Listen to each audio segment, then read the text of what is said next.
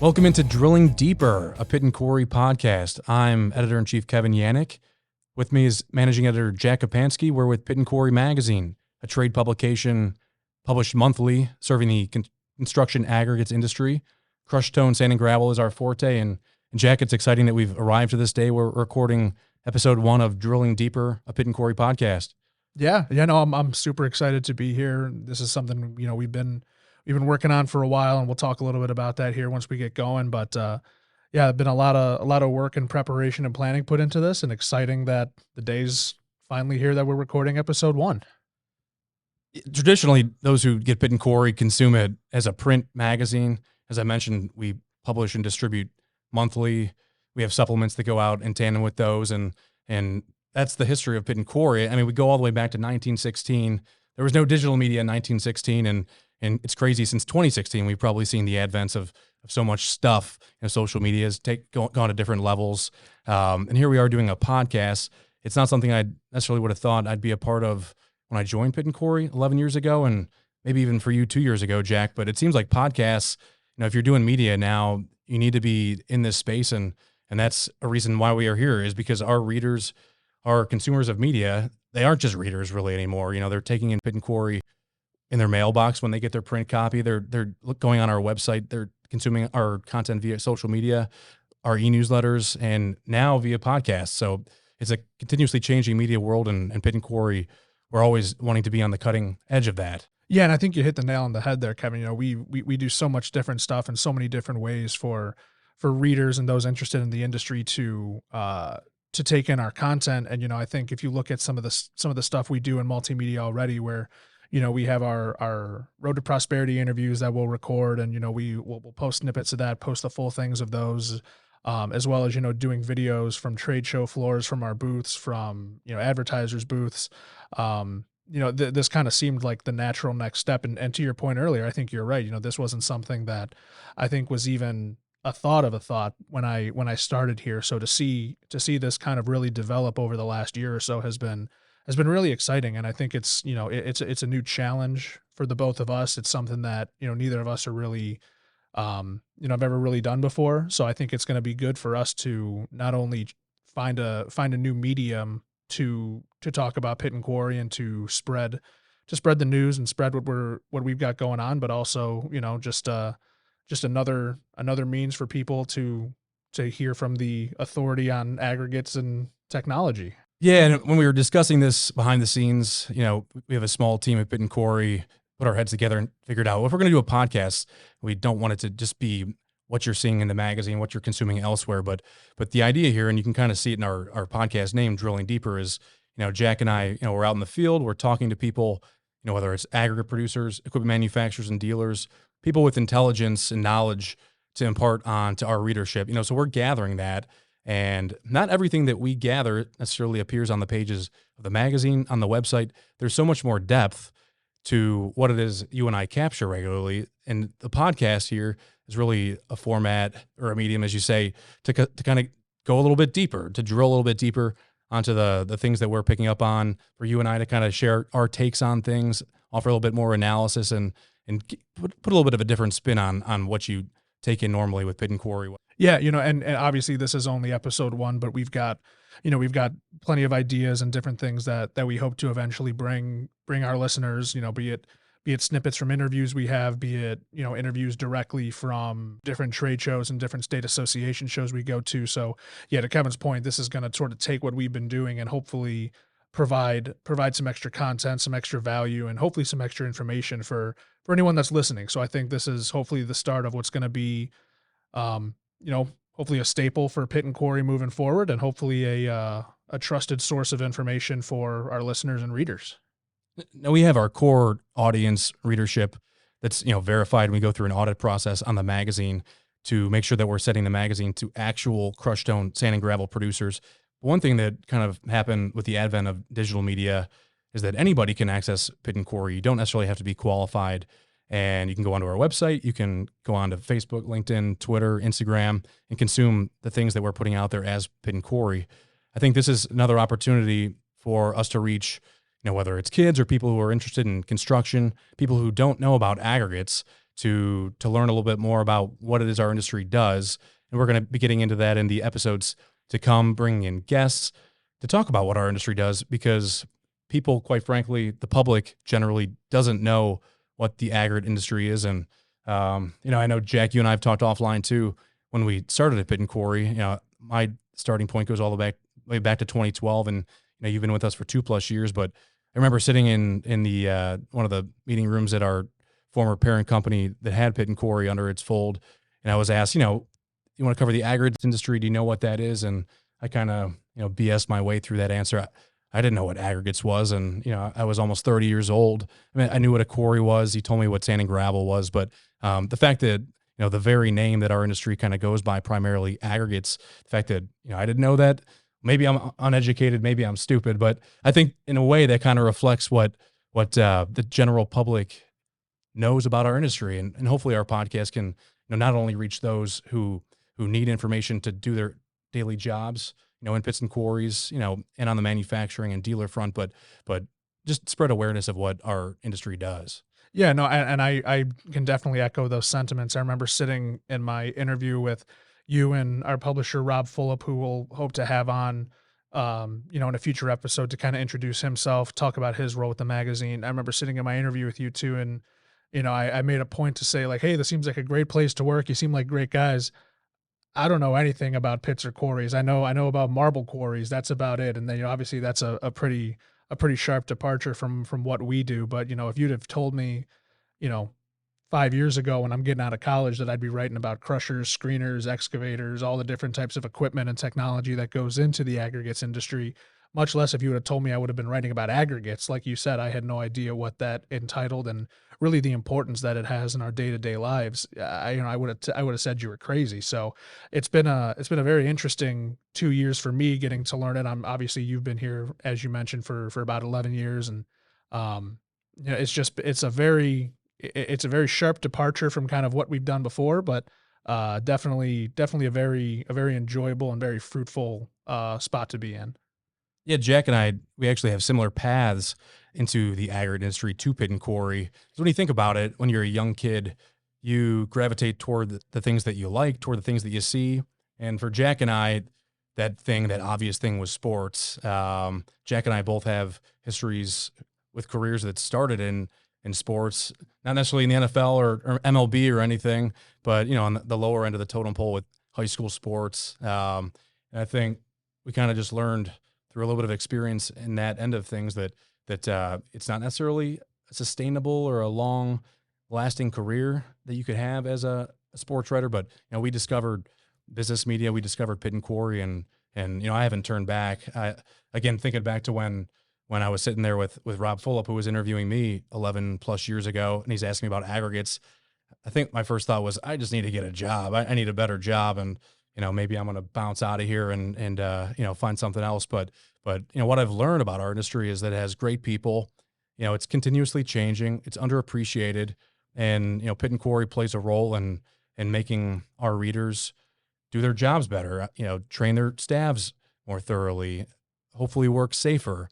So for you and I don't think when we were young kids, reading the newspaper or watching ESPN that we thought Pit and Quarry was going to be our home someday, but lo and behold, here we are, Jack. Yeah. And I think you talk about that education front, and you talk about, not really knowing about it much as a young kid. And I think that's, again, as you mentioned, a topic we'll certainly be getting into in future episodes. And I think a common theme around this industry that we'll probably be talking about a lot as we move forward with this podcast. But I remember at the first Pit and Quarry roundtable I was a part of back in summer of 2022. I remember there was a manufacturer that was talking at the roundtable, and we were talking about how to get more people involved in the industry and how to, better educate people on the importance of aggregates and sort of dispel some of the poor reputation that the industry has. And he gave an anecdote that I don't know if I'll ever forget, because it was so well said and such an accurate metaphor, where he says to this day he still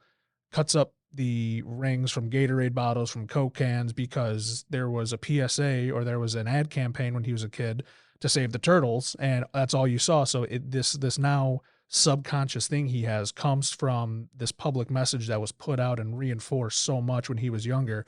And his point was if there's a way that we could do that with the aggregates industry to really show the importance, to show what it really is, to dispel rumors and hopefully get the correct idea out there when when people are young and when they're still learning, hopefully that can be spark some long lasting change within the industry. Because again, I remember I took some maybe a geology class or two, but I certainly never learned about mining rock or crushing rock or anything like that. So it's an opportunity that I think is out there that is starting to be taken advantage of if you talk to people within our industry, but certainly something that feels like there's still a long way to go. You mentioned our roundtable. Pit and Quarry hosts an event called the Pit and Quarry Roundtable and Conference just about every year. Our next one's going to be in February of 24 down in South Florida. And year after year, I feel like we're talking about the challenge of promoting our industry to people. Challenge number one, I would argue, in our industry is hiring people, and maybe even more importantly, keeping people once you get them in the door. If they don't know about your industry, they're not going to come to work for you. We have to promote the many benefits of what our industry does. And I think one thing that, younger generations, people in their 20s, like you appreciate, Jack, is, the fact that they want to do things. They want to know that when they go to work, when they choose a career, that it's actually making a difference. And that's certainly something that aggregate producers, that the quarries in their communities are doing. They're making a difference. Not everybody knows necessarily that there's, a quarry in their backyard. There's quarries just about everywhere. They're in all 50 states. Pit and Quarry distributes to all 50 states in Canada. Yeah, there's so much more awareness that needs to be put out there to the general public. And hopefully, we can help do that while, again, also educating our core readership about the things that they need to do to effectively run their quarry businesses. Right. And you mentioned sort of the awareness and people not necessarily knowing that quarries are there. It's one of the most eye-opening things for me when I joined was sort of the stigma or the stereotypical thoughts about quarries where there's such a negative perception that quarries will go out of their way to put berms up, build trees or build within an area of trees, make any way for it to be essentially cut off as much as possible because they don't want to deal with the noise complaints, the vibration complaints. They don't want to have people, throwing a fit over a quarry when in reality, it's like, yeah, there are going to be some side effects, but ultimately what is being done in these facilities and at these locations is laying the groundwork for just about everything that we do in our day-to-day lives, our roads, our buildings. So I think again, to your point, just to bring that awareness out, to bring that education so that people aren't looking at these operations with such a negative light is going to be a huge step that this industry I think needs to take, and hopefully we can play something of a role in that. Yeah, you're right. At the end of the day, having that local quarry, that neighboring quarry, it might not be necessarily desirable by the neighbors, but having those construction materials, that critical crushed stone, sand, and gravel, come out of a more local facility, that's doing the community better service because, as we'll talk about in a future episode, the cost of materials goes up tremendously the farther away pits and quarries are located. So it's getting harder to locate quarries, start up a new quarry in neighborhoods nowadays, just because of NIMBYism and communities, like you said, maybe even having misinformation, not understanding the nature of the quarries and the critical value that they provide to the communities. But I'm really looking forward to kind of providing a new platform through Pit and Quarry here with this podcast to talk about that, and to dive into some other issues too, Jack, because, Pit and Quarry, you mentioned we're the authority on equipment and technology. When we redesigned the magazine in 2016, we identified three core areas essentially that we wanted to be covering. Businesses is one of those, and we tell stories regularly, and we're talking about what's happening with community relations. But we also touch on safety regularly. We've got a section dedicated to safety content, doing things more safely, and the core essentially of our publication is technology. And there's a lot of technology that encompasses these operations. Crushing and screening, like you touched on, those are kind of what a lot of producers think of themselves first. They go to work and they crush rock, but there's a lot that goes into these operations, and it's pretty exciting at the end of the day when you think about the magnitude.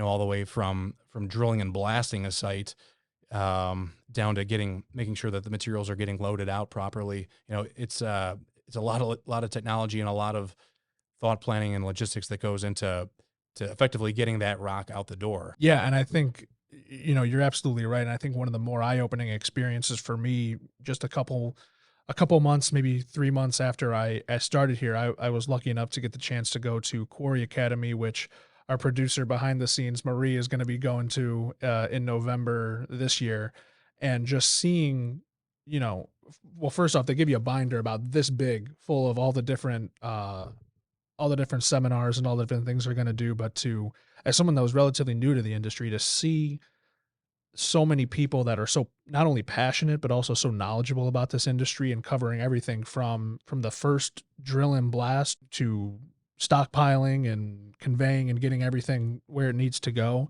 just seeing the entire process laid out like that was really eye opening, because I obviously got something of an idea from us working together and kind of reading the magazine, getting a bit of an understanding like that, but spending so much time around it and getting to understand the extent to which this goes was really impressive for me.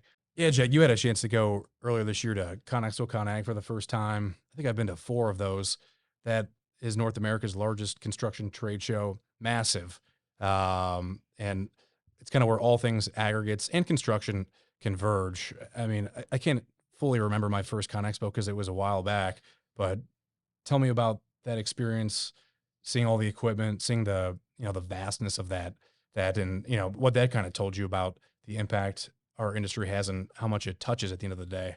Yeah, so Con Expo was obviously just this past March, and it was kind of fitting that it was sort of the last of the, I guess you could say, the big three in our industry, with Mine Expo, Ag One, and then Con Expo as well, that I went to. My first show was Mine Expo in September of 21, about a month after I started, which was in Vegas, similar to how Con Expo is, and I was pretty blown away by that. And then Ag One in 2022 in Nashville, which was also very impressive. But you guys were telling me Con Expo is a different animal, and I was like, oh yeah, okay. I'm like, it's it'll be big. It's the Las Vegas Convention Center is obviously massive as it is. I'm like, okay, I kind of got a taste for this with Mine Expo, but man, you weren't kidding when you said Con Expo is a different animal. I mean, that it was beyond impressive. Not only the indoor exhibits, but all the space outdoor. I mean, Cat's display alone was enough to take my breath away. The entire operator stadium they had,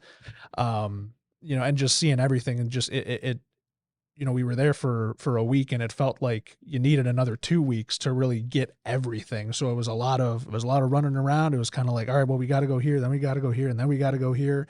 So yeah, definitely a very, very impressive, very eye-opening experience, and looking forward to 2026. Yeah, that's gonna be here before we know it, because 23 snuck up on us after that 2020 Con Expo that was kind of modified by COVID right at the front end of it. But I just bring up Con Expo because, again, it kind of is where all things aggregates converge. Where the equipment and technology publication, and this year we saw a lot of equipment there. We heard a lot of talk about electric equipment, which is still kind of at the front end of the development of that, and we're continuously keeping tabs of the trends in equipment and technology that are taking place within the construction aggregate industry. It's always reinvigorating to kind of go to the show. Like you said, it's a marathon. I think everybody out there listening who's been to a Con Expo certainly feels that. There's a feeling of relief getting to your endpoint, whether that's on Wednesday, Thursday, Friday, or for us, we head out of Las Vegas on Saturday, traditionally every 3 years for that show. But yeah, I mean, seeing everybody in one place, seeing the producers come together with all the manufacturers and their new equipment and wares, it's exciting for us to see. That's one of the more exciting things that we get to be a part of, and we do get to travel, like you said, for our jobs, visiting quarries, visiting shows. We attend a lot of shows, and that's kind of, again, where we're going to pull out of our drilling deeper material here for the podcast. We're always having our ears tapped to the information insiders that are out there in the industry, and you can look forward to seeing more of that here in the coming months with our podcast. Yeah, and you mentioned some of the shows we go to. I think for me personally, as you know, as exciting and as valuable and as rewarding as, you know, Con Expo, Mine Expo, Ag One are, I think what I have found even more valuable and even more engaging perhaps are some of the state association shows we get to go to. I know late last year there was I think a 10-day span where I was bouncing between Missouri and South Carolina doing those state association shows. Those were incredible experiences. And I think being able to get down to different states and being able to see how these sort of microcosms of the industry, how the people within it are being affected and how they are working with their state and how the state is working with them is such a great glimpse of sort of the health of the industry. So, you know, those for me have been an absolute joy to get to experience. You know, I've met a ton of amazing people within the industry and have gotten to tell some awesome stories and hear some great feedback and just like I said, kind of get a better understanding of, you know, we often tend to look at the industry as a whole, sort of nationwide, maybe even worldwide at times, but you know, being able to sort of get down to the state level, the community level, and sort of see how things are working, how things might not be working, how things can be done better. For me, it is just a great experience. It's the people of this industry, the people of the agri industry that have kind of kept me in it. I think people keep jobs because, you know, one, I guess their company's either good or bad. And if the company's good, they're going to stick around. But, you know, it's their boss. It's the person around them, the people around them that, you know, either reinforce that it's a good place to work or a bad place to work. And, you know, obviously we work at one company. North Coast Media is the parent company of Pit Quarry magazine. And, you know, that's contributed to my stay, my 11 years here at Pit Quarry. But a huge part of it is the people of our industry. They're salt of the earth. You hear that phrase all the time.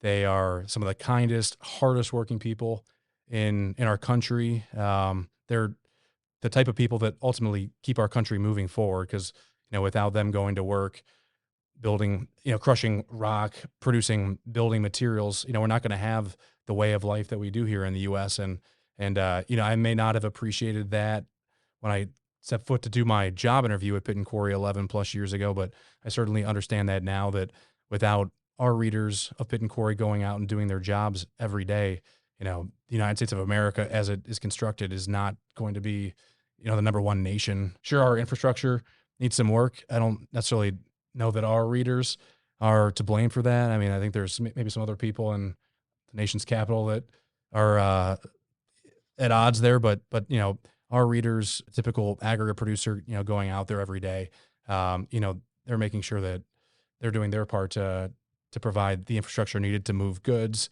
to have the economy, the healthy economy that we pretty much have year in and year out here in this country. Mhm.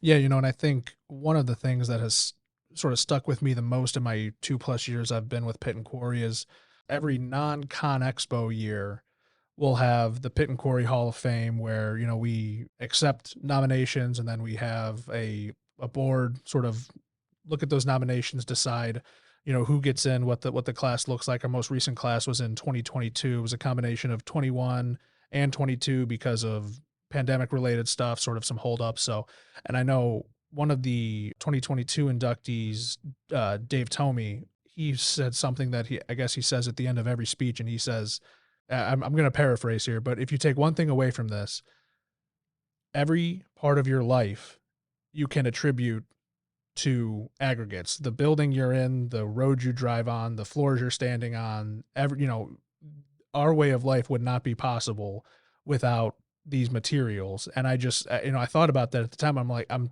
thinking about everything around me. And, you know, obviously maybe a touch of hyperbole, of course, but, you know, to the grander extent, I'm looking around and I'm thinking, well, that needs crushed stone. Yeah, that needs gravel. Yeah, that needs crushed stone. So it's like it's a valid point, and I just think, you know, it certainly is something that is very true. We've covered a lot of ground here on episode 1. Talked about ConExpo, just the lack of awareness about our industry and a variety of other things. You can look for more. We're going to have podcasts coming out bi-weekly, so you can expect one every couple of weeks from Pit and Quarry. You can, of course, keep tabs on all things Pit and Quarry in your mailbox if you're getting your print edition there. Your digital edition should be in your email, so check us out there as well.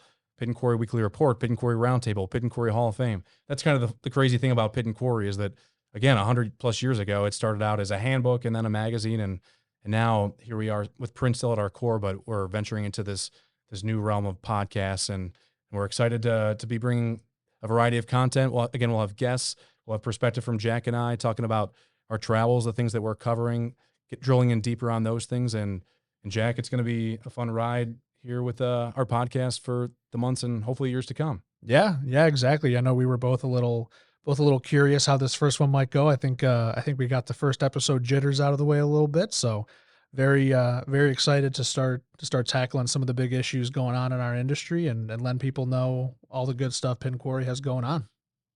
For Jack Kopanski, I'm